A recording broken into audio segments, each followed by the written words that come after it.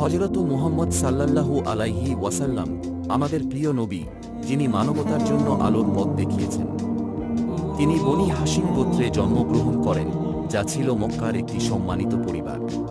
তার জীবনের প্রতিটি অধ্যায় ছিল শিক্ষা ও উদাহরণ।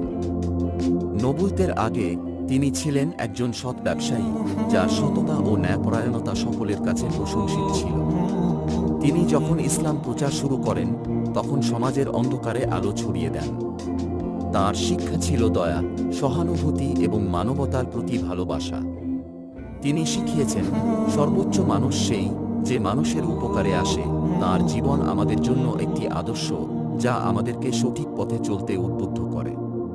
হযরত মুহাম্মদ সাল্লাল্লাহু আলাইহি ওয়াসাল্লামের শিক্ষা আজও আমাদের জীবনে প্রাসঙ্গিক, আমাদেরকে একত্রিত করে এবং শান্তির বার্তা পৌঁছে দেয়। তার প্রতি আমাদের ভালোবাসা ও শ্রদ্ধা চিরকাল